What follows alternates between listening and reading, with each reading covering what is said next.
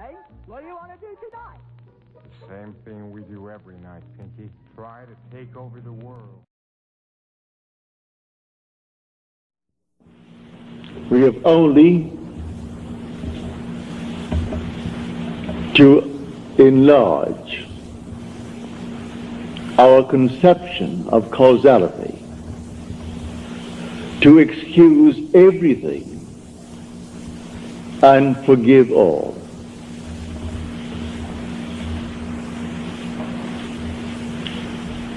Now let me just state one little thought from Scripture first before we unfold it.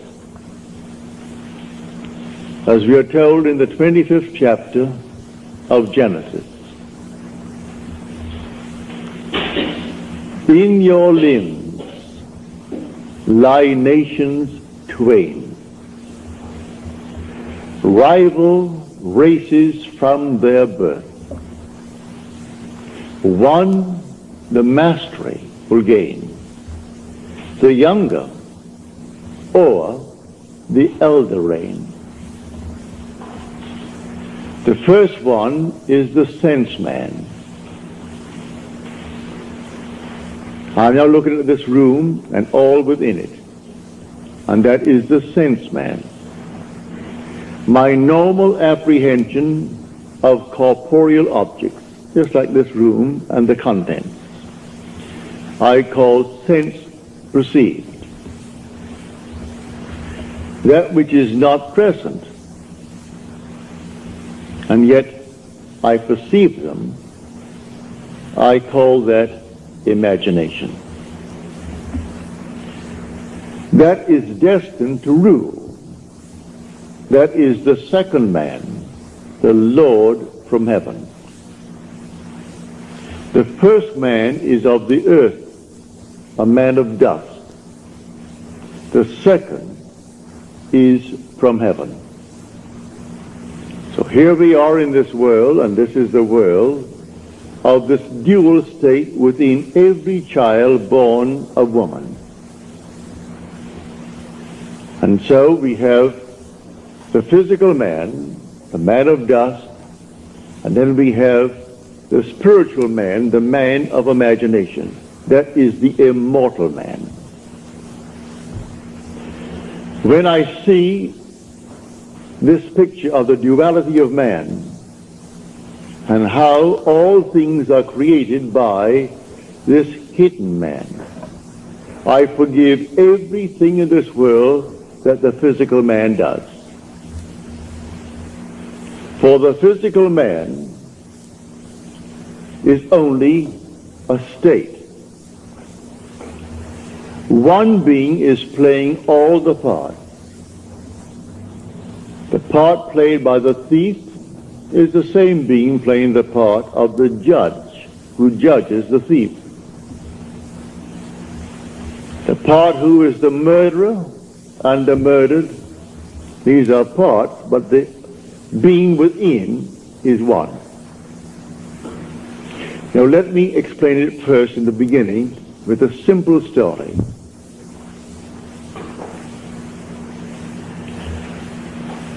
About 8 years ago, I was in New York for a month, and two of my brothers, Victor and Lawrence, came up and spent 2 weeks with me in New York City. They checked into the same hotel. They wanted to see everything they could within 2 weeks, and I bought them 14 shows.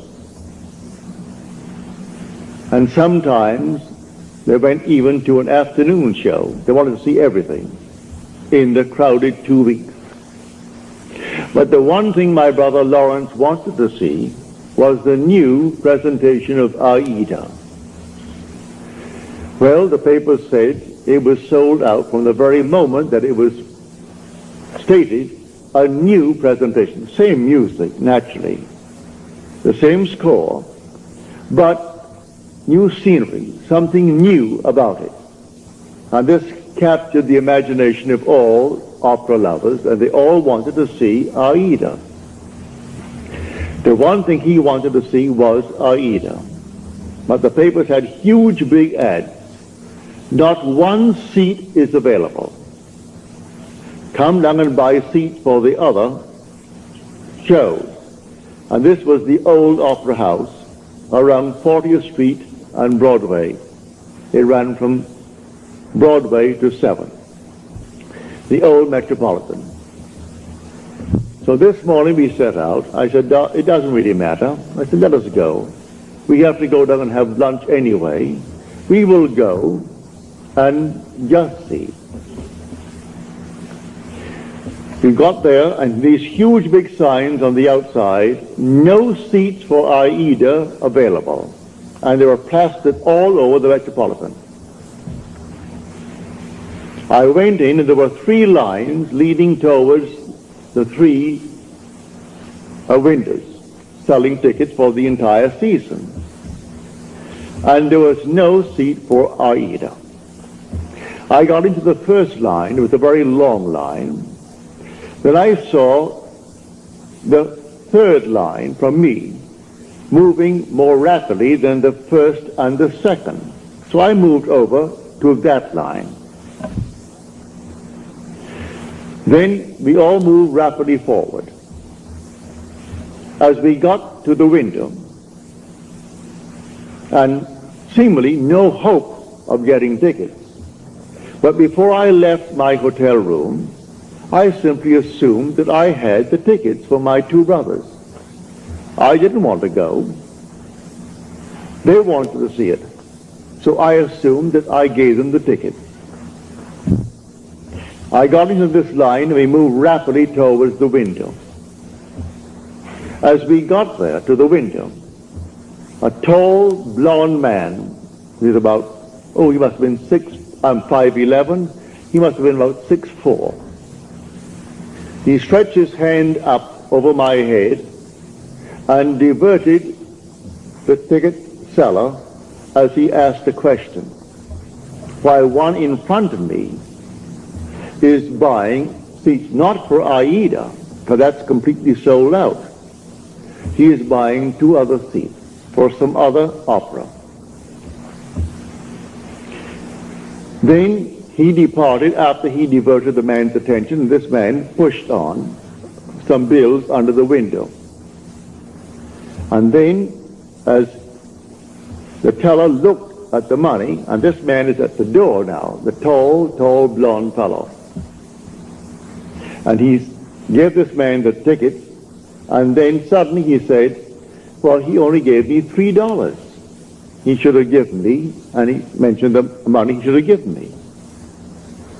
At that, he was bewildered. The teller was bewildered. I turned around and I screamed at that tall blonde. I said, sir. I screamed so loudly he couldn't stop but be attentive. He turned around and I said, come back here. You're wanted. He came back like a little child being led by the nose. He came back and he said, what's wrong? And the man said, this is all that he gave me. 2 $1 bills.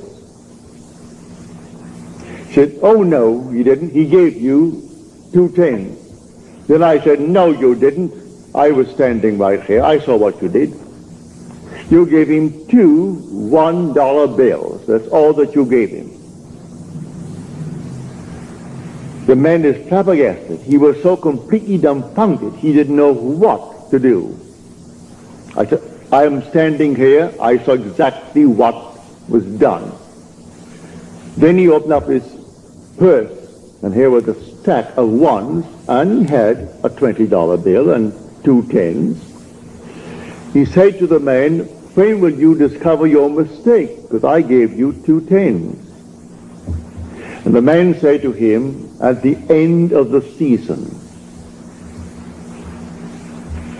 And with that, it was closed. And the man then took out the money and paid for the ticket and took back his 2 1s. Then I say to him, I want 2 seats for Aida tonight. And I want them in the horseshoe circle. I want them center.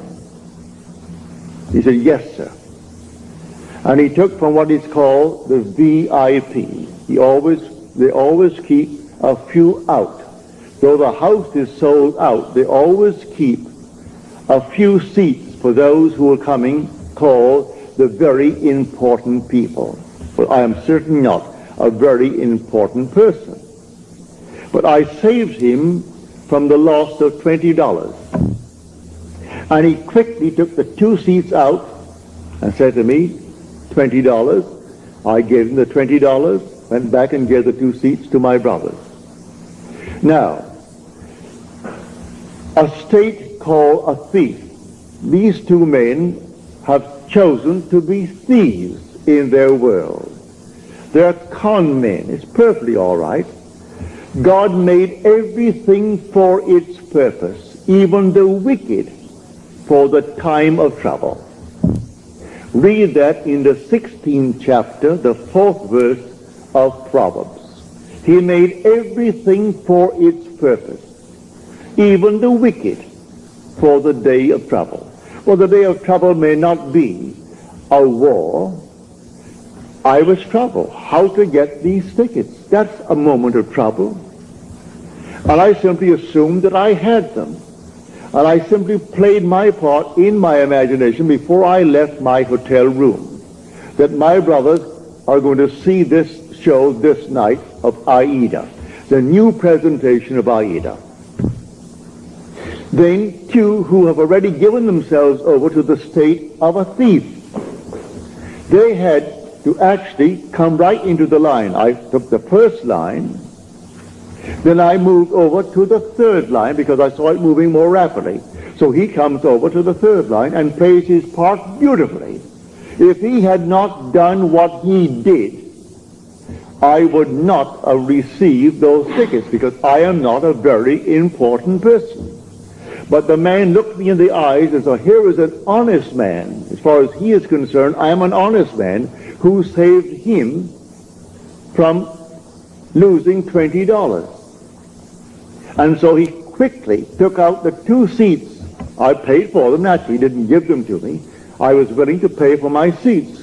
But you couldn't buy them. All over the place, sold out, sold out, sold out, all over the Metropolitan Opera. You could paste it on the walls. And there's a huge big ad in the paper. Aida is sold out. And I went that day and got those seats right in the circle, in center row for my 2 brothers, because one man played his part beautifully. He has given himself over to a con man. He finds it easier to make a living being a con man. There are those who are pickpockets. There are schools that teach people to be pickpockets. Do you know that? They come right out of the school and go into a profession. All right, that's their part. They play that part. Now you play your part beautifully, and one of them can be instrumental in getting you what you want in this world. So I wanted 2 seats for Aida. Were it not for a con man in that world, I would not have had those 2 seats. So he comes into the line where I was in the line. He comes forward, and just as I got to the ticket window, he puts his hand over my head to divert the man's attention. And the one in front of me, who is buying 2 seats, not for Aida because you can't get them. He is buying 2 seats for something else. And he puts out $2 bills instead of 2 10s. And then this man starts, and I turned around as though I was inspired. And with my full voice, I said, "Sir, come back here." He had to come back. So he came on back just like a little child and stood next to me, and he looked down at me. He wouldn't dare budge. When I said, "You didn't give him anything more than what he's showing you now. You give him exactly what he's showing you." Because I was fair, and I stood next to you. He was helpless. He couldn't hit me. He was many inches my height. I'm 5'11", and he may be about 6'5" or more, a strong, strapping blonde. But he was impotent in my presence when I called him back. He only played the part. So should I not forgive him? There are infinite states in this world, and all you have to do is forget states. You play your part, and every state necessary to make your part come to fulfillment will be present at the moment that you need it. And so we went over to Longchamp for lunch, and my brother Lawrence and Victor, they had their tickets, and that evening they went to see Aida. So in your limbs lie nations twain. They are rival races from their birth. One the mastery shall gain, the younger over the elder reign. And the younger is the second, and the second man is the man from heaven. And that man is your own wonderful human imagination, who is God. And there is no other God. That is the Lord from heaven. And the outer man that clothes him, he is under compulsion to fulfill the commands of that inner man. But everyone is falling into states, infinite states. To understand this world, you must think in terms of states. And so he has made everything for its purpose, even the wicked for the day of trouble. And so use everything, but you don't have to think of which one will do it. Forget who will play the part. I never saw that man before, never saw his partner in the little crime before. That was their choice in life. There are those who have chosen to be pickpockets for the rest of their lives. So if they're caught in the act, all right, that's part of the game. They've chosen that part to play. There are those who have chosen their part to play, like Mr. Hoover, who just departed this world. He chose that part. And there are others who chose other parts. Either wisely or unwisely, we fall into these things. But when the inner man begins to awake, he selects his part wisely. It's entirely up to us. So I tell you, everything in this world that you want to be, you can be, if you know that there are only states. You move into the state because the occupant of the state does not differ from the occupant of any other state. The one who played the part that day of the con man to get 2 tickets for $2 instead of $20 and go on the street and sell them for $15 and make himself a quick few bucks. The same occupant is God. God is playing all the parts. So all we have to do is simply to expand a little bit our conception of causality, to actually excuse everything and forgive everyone in this world. I forgave him because he actually was instrumental in getting me the 2 seats for my brothers.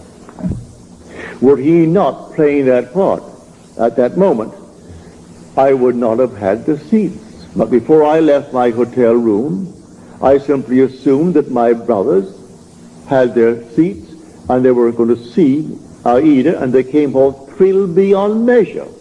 So we went down, and seemingly no hope. I wasn't concerned about any hope. There were 3 long, long lines. After all, you're selling not just for the show of the night, you're selling for the afternoon show, you're selling for the evening show, and for the entire season. And by a month in advance, 2 months in advance, they're all there. And so here are the lines, and there are 3 lines and 3 windows open. And what caused me to move to that moving window? The Father in me, he knew which one is going to play what part, because they're all in states. And my fellow is fully aware of all the states in the world. And if you can play a part to aid me in the fulfillment of my dream, you will play. And so if I need a thief, there must be a thief somewhere. He was a thief. And he played a far better part in my getting the ticket than if he were an honest man. If he came up and played the part of an honest man, then the man would have said to me, he wouldn't know me, I'm not an important person, and so we have no tickets. Don't you sign? No tickets available. It's a sellout. But it was not a sellout, and a thief made it possible for me to get my 2 tickets. So when you see this, you forgive every being in the world. Everyone. They're all playing their part. So don't condemn anyone, because everyone will be instrumental in fulfilling your dream if you know this law. It's all infinite states. But remember, you are awakening to the reality of the second man. In this room, my simple apprehension of corporeal objects, the things on the wall, the hair, the chairs, the house, this thing for a wedding tomorrow, all this is preparation for a wedding. All this is, to my sense man, reality. And I think of something entirely different, and that is called only imagination. And that is the second man. Now, what do I want in place of what my senses are telling me? Let me now enter into that state and live it as though it were true and move forward in that state. Now, let me show you the difference now, because we started with that statement from the 25th chapter of the book of Genesis. An idea that is only an idea produces nothing and does nothing. It must be felt, actually felt, so that it awakens within oneself certain sensations, certain motor actions in order to be effective. What would the feeling be like if it were true? Dwell upon that until the feeling awakes within you these sensations. For imagination is spiritual sensation. That is the creative being in you. It's not just to entertain an idea. What idea? The idea must produce in you this feeling, which is a sensation, but it must be a feeling. What would the feeling be like if it were true? You dwell upon that until you catch that feeling. As Churchill said, that the mood determines the fortunes of people rather than the fortunes, the mood. The mood precedes the fortune. So what would you want in this world? Well, contemplate it. What would the feeling be like if you had it? What would it be like if it were true? That is the story of Scripture.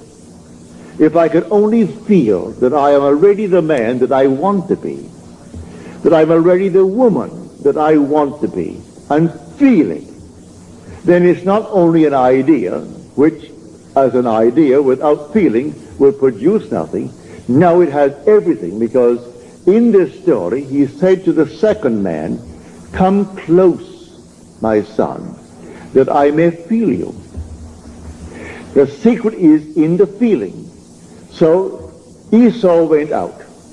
He is the first man, covered with hair, the outer man.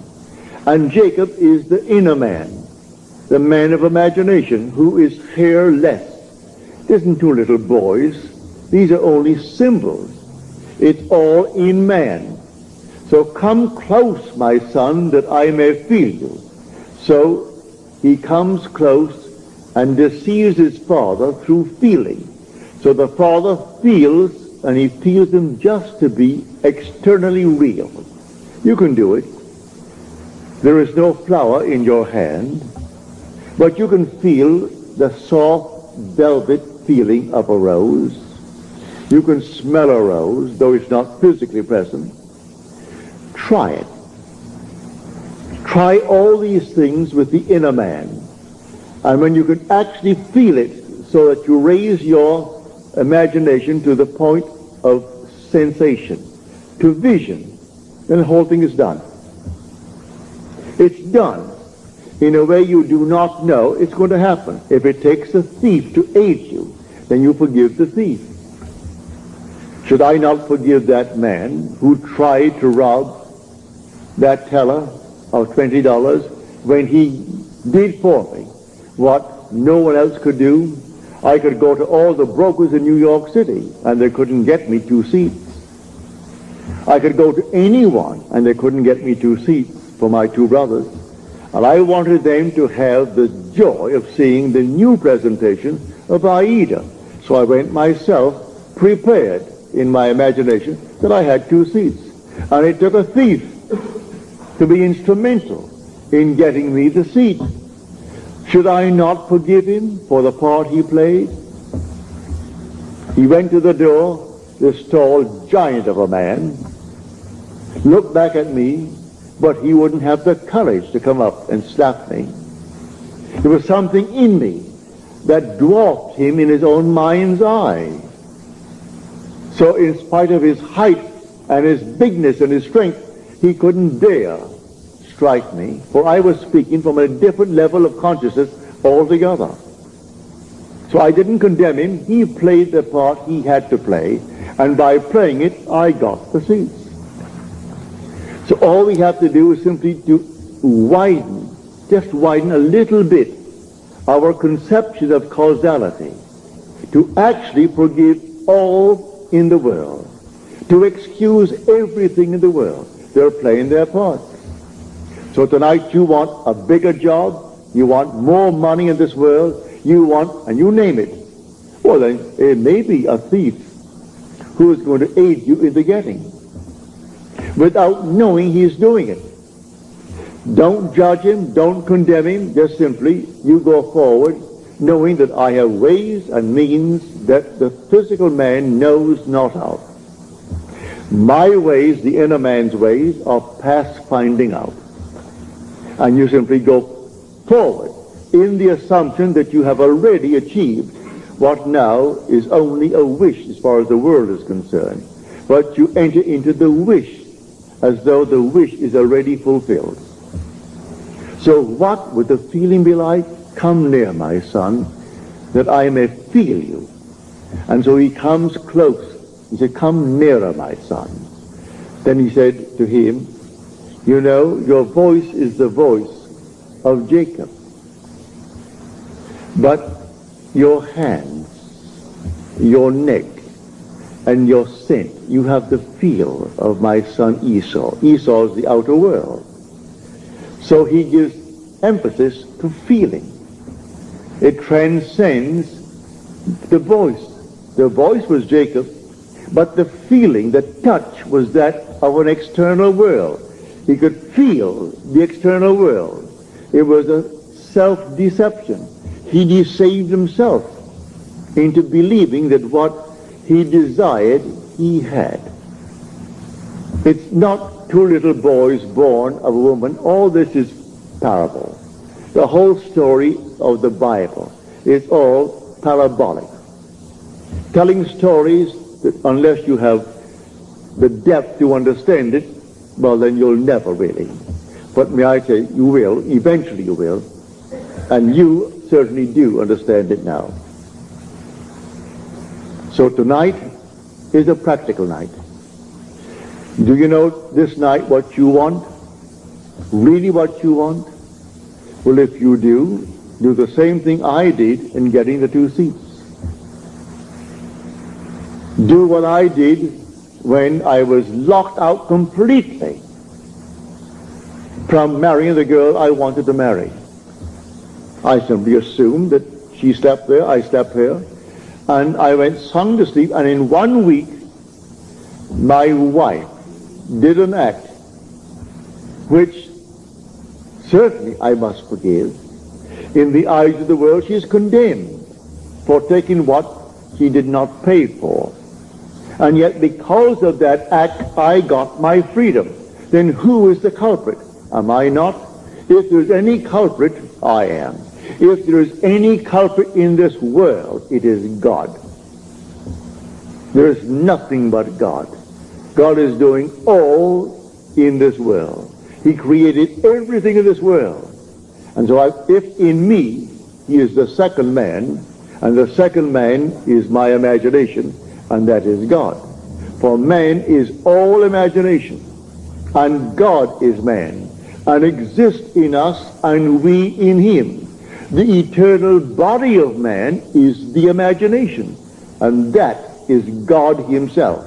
Well, if I in my imagination slept as though I am happily married to a girl that the laws of New York State said I could never get because of my entanglement with my first wife, and in 1 week she performed an act which was judged harshly by society, and yet she was the instrument of my getting my freedom to marry the girl who now is the mother of my daughter. So how can I blame her who performed that act? She was in a state, and who did it? I did it.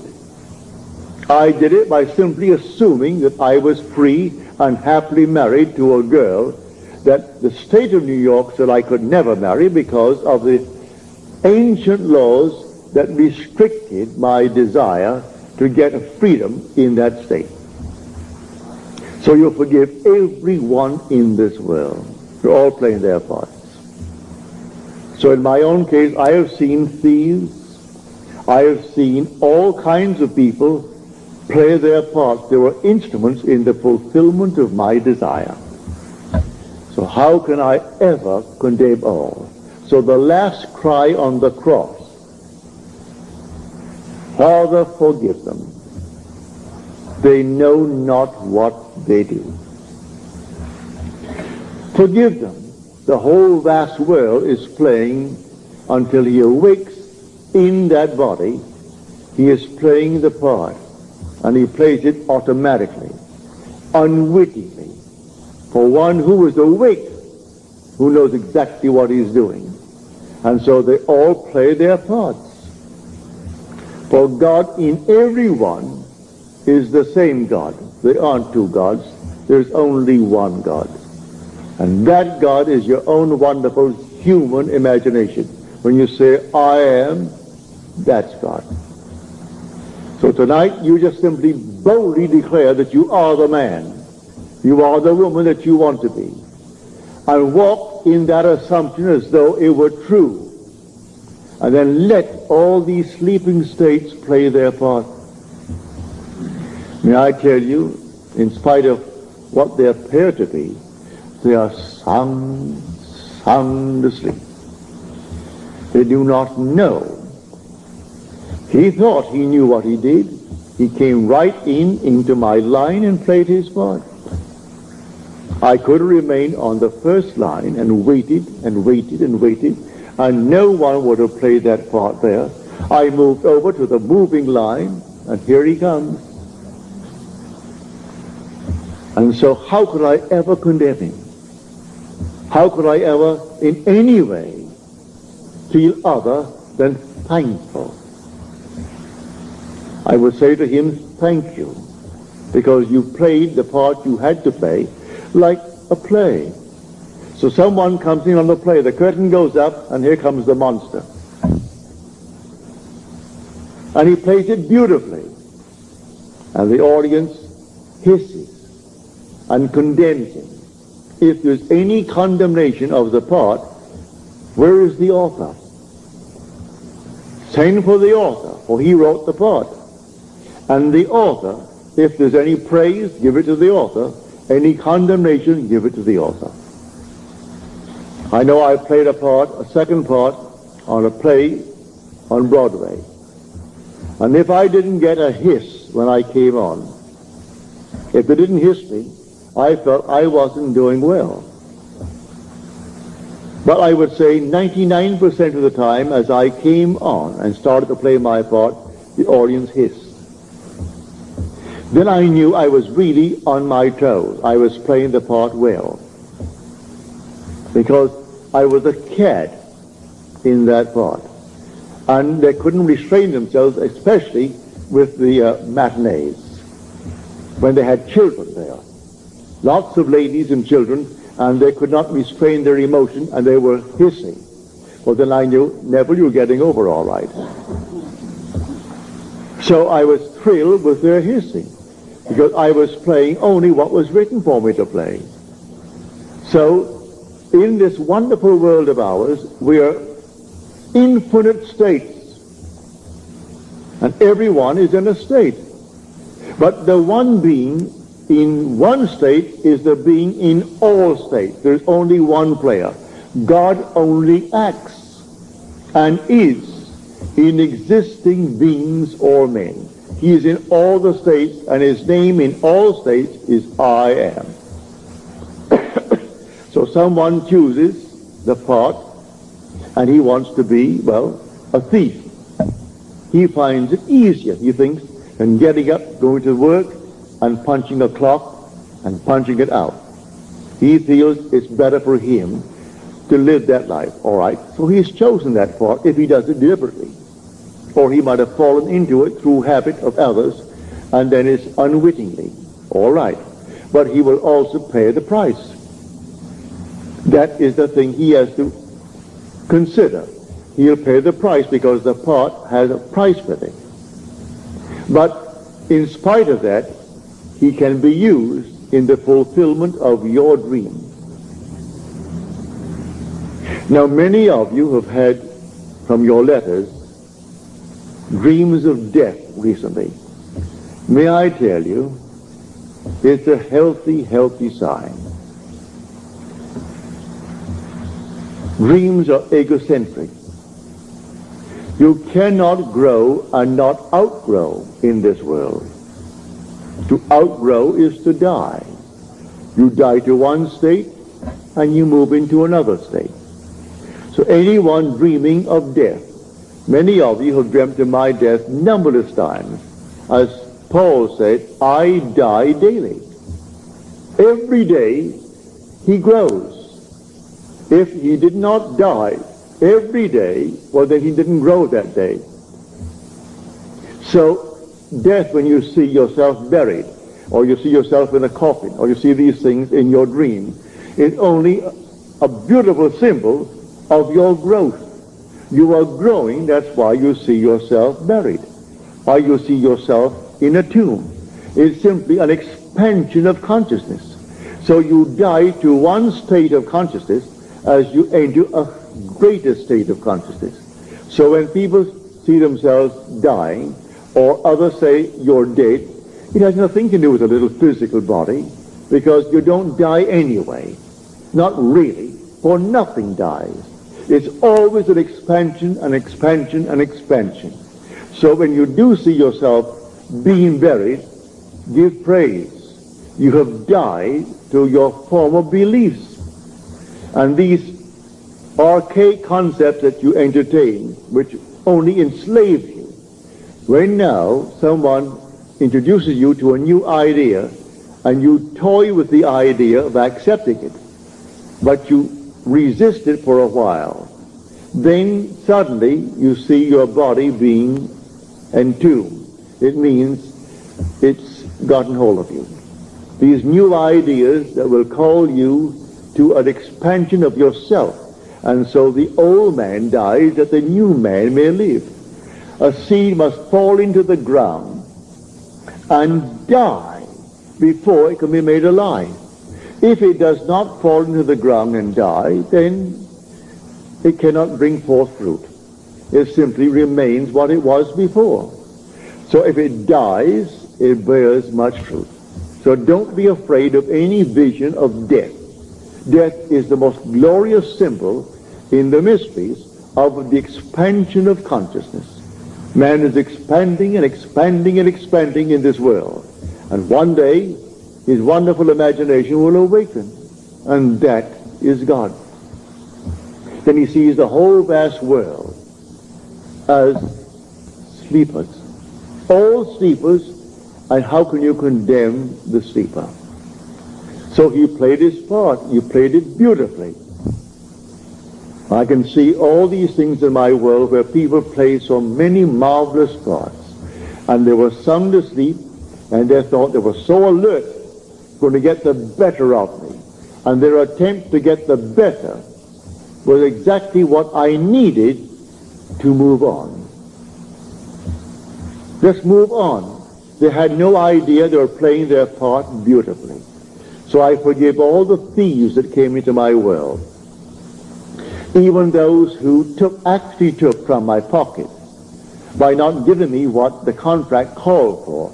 I thank them, because it simply allowed me to become all the more secure upon my own feet and not think for 1 second that I depended upon them or upon anyone else in this world. So let them go their way. They're all sound asleep, playing their parts. But this thing that happened, I would say about 7, 8 years ago, it was so forceful in my mind. My brothers thought that I was very courageous with this giant over my head to do what I did. It wasn't any courage. At that moment, I saw what he did. And when I said to him, you didn't do it at all. I saw what you did. You stuck $2 there, and there they are. You didn't give him any $10 bills. He opened up his purse, and I saw all these ones, oodles of ones, and then a 20 and a couple of 10s at the side. And then he pulled out the 10s and gave them and took his 2 ones back.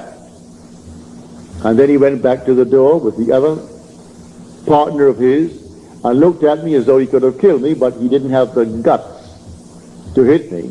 He couldn't. If I were that big, he could not have struck me, because I was speaking on an entirely different level.